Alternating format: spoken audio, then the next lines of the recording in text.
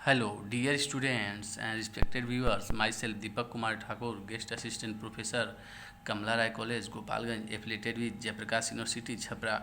प्रिय विद्यार्थियों, आज हम लोग BA part one history subsidy से संबंधित द इंडस वैली सिविलाइजेशन प्रकरण पे चर्चा को आगे बढ़ाएंगे। और इसके पहले हम लोगों ने हड़प्पा सभ्यता से संबंधित विविध पहलुओं का अध्ययन करते हुए आज हम लोग हड़प्पा सभ्यता में आर्थिक जीवन से संबंधित तथ्यों को देखेंगे। आर्थिक जीवन से संबंधित तथ्यों में हम लोग कृषि एवं पशुपालन, फिर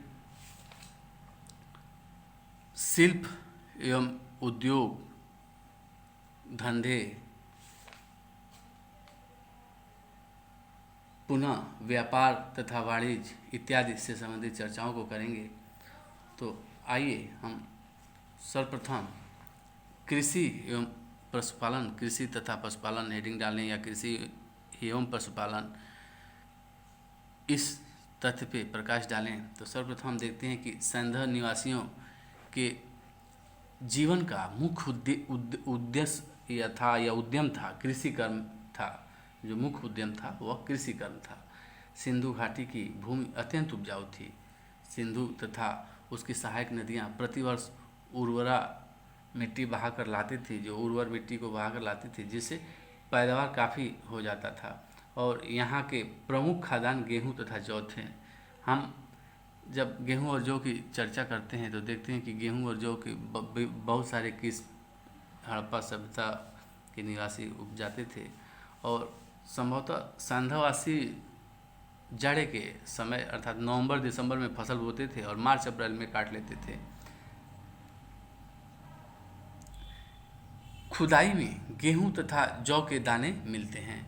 अगर हम संभवतः धान का जो प्राचीनतम साक्ष्य है सैंधव सभ्यता से नहीं माना जाता है। हालांकि धान की खेती का प्रमाण हम इसमें सैंधव सभ्यता के बहुत सारे जो प्रमुख नगर हैं उनमें हमें प्राप्त हुए हैं। जैसे गुजरात क्षेत्र में लोथल तथा रंगपुर के स्थलों से मृत पिंड में लिपटे हुए धान की भूसी मिली है, जो अत्यंत निम्न कोटि के हैं।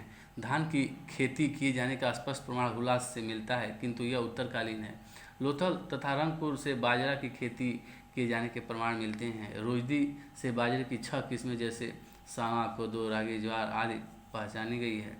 हड़प्पा में मटर तथा तिल की खेती होती थी। सूती वस्त्रों के अवशेष से निष्कर्ष निकलता है कि यहाँ के निवासी कपास उगाना भी जानते थे। सर्वप्रथम यहीं के निवासियों ने कपास की खेती प्रारंभ किया था। ऐतिहासिक काल में मेसोपोटामिया में कपास के लिए सिंधु शब्द का प्रयोग किया जाने लगा तथा यूनानियों ने इसे सिंडन कहा, जो सिंधु का ही यूनानी रूपांतर है। फलों में केला, नारियल, खजूर, अनार, नींबू, तरबूज आदि का उत्पादन होता था। सिंचाई के लिए नदी से पर्याप्त जल प्राप्त हो जाता था। मिट्टी नरम होने के कारण पाषाण तथा कांस्य से निर्मित उपकरणों की सहायता से खेती की जाती थी। इतिहासकार डी कोसाम्बी का विचार है कि सैंधव निवासियों के पास भारी हल नहीं था तथा वे पाषाण निर्मित कुदाल की सहायता से ही खेती कर लेते थे, किंतु यह विचार तर्कसंगत नहीं लगता, क्योंकि कालीबंगन में सैंधव संस्कृति के पूर्व के स्तरों से नगर की सुरक्षा प्राचीर के बाहर जुते हुए खेत के साक्ष्य मिलते हैं। जैसा कि पहले ही बताया जा चुका है कि यहाँ के लोग न केवल हल द्वारा खेती की जुताई करते थे, अपितु एक ही खेत में एक साथ 2 फसल भी उगाना जानते थे। संभव है कि उनके हल लकड़ी के रहे हों जो अब नष्ट हो गए हों, क्योंकि हलों के अभाव में व्यापक पैमाने पर कृषि की कल्पना नहीं की जा सकती। हम मोहनजोदड़ो से मिट्टी के बने एक हल का प्रारूप तथा बनवाली से मिट्टी के बने हल का प्रारूप हमें प्राप्त हो चुका है।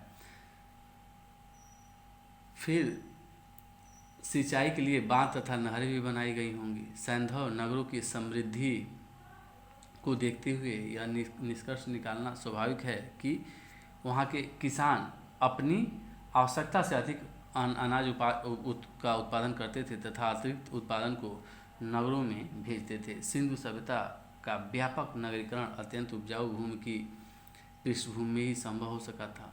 उस समय के कृषक पर्याप्त मात्रा में अन्न का उत्पादन कर न केवल अपनी बल्कि नगर में रहने वाले विभिन्न शिल्पियों, व्यापारियों एवं सामान्य नागरिकों की आवश्यकताओं की पूर्ति किया करते थे। जनता से हम अगर एक अन्य तथ्य की यहाँ चर्चा करें तो देखते हैं कि विभिन्न नगरों में अनाज रखने के लिए बड़े बड़े अन्नागार बने हैं और इनमें संभवतः जनता से कर के रूप में वसूल किया जाने वाला अनाज रखा जाता था। अन्नागार या कोठार हड़प्पा संस्कृति के महत्वपूर्ण अंग प्रतीत होते हैं। इनके रख रखाव की व्यवस्था शासन द्वारा की जाती थी। इसके लिए राज्य की ओर से पदाधिकारी एवं कर्मचारी नियुक्त किए जाते थे। ये बैंक या खजाने का काम करते होंगे। चूँकि उस समय सिक्कों के प्रचलन का निश्चित प्रमाण नहीं मिलता, अतः संभव है कि विनिमय अनाज के माध्यम से ही होता रहा हो। उल्लेखनीय है कि समकालीन मेसोपोटामियन जो सभ्यता के प्राय सभी नगरों से अन्नागार के साक्ष्य मिले हैं, जिनमें तो कुछ बहुत बड़े भी अन्नागार हमें देखने को मिलते हैं। अन्नागारों के पास ही अनाज कूटने के चबूतरे तथा मजदूरों की बस्तियों के भी अवशेष मिले हैं। इसके अतिरिक्त लोग घरों में अनाज रखने के लिए खतियाँ भी बनाते थे। हड़प्पा से इस प्रकार की 3 खतियाँ मिली हैं। कालीबंगन में बड़े आकार के मर्तबान एक के ऊपर एक करके रखे हुए मिलते हैं। मर्तबान मतलब जार।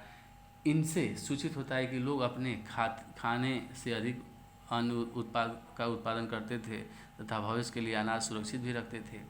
अनाज को ओखली में कूटकर तथा सिलबट्टे द्वारा पीसकर आटा तैयार किया जाता था। प्रायः सभी स्थलों से सिलबट्टे के प्रमाण मिलते हैं। लोथल से एक वृत्ताकार चक्की के 2 पार्ट भी मिलते हैं। ऊपर वाले पार्ट में अनाज डालने के लिए एक छेद बनाया गया है। कृषि के साथ साथ हम देखते हैं कि पशुपालन का भी विकास हुआ था। संदव मृदभांडों, मुहरों पर की गई चित्रकारियों तथा जीवाश्मों के आधार पर हम उनके पालतू पशु पक्षियों के विषय में अनुमान लगा सकते हैं। कुबड़दार वृषभ का अंकन मुहरों पर बहुतायत मात्रा में मिलती है। अन्य पालतू पशुओं में बैल, गाय, भैंस, कुत्ते, सुअर, भेड़, बकरी, हिरन, खरगोश आदि थे। हाथी से उनका परिचय था क्योंकि हाथी दांत का प्रयोग कलात्मक वस्तुओं के निर्माण में किया गया है। पक्षियों में मुर्गा, बत्तख, तोता, हंस आदि पाले जाते थे। कुछ पशुओं की धार्मिक मान्यता थी तथा कुछ को मांस के लिए पाला गया था। ऊँट तथा घोड़ों का अंकन मुहरों पर नहीं मिलता। फिर भी मोहनजोदड़ो, हड़प्पा, कालीबंगन, सुरकोट्टा के स्थलों से एक कुबड़दार ऊँट का जीवाश्म मिला है।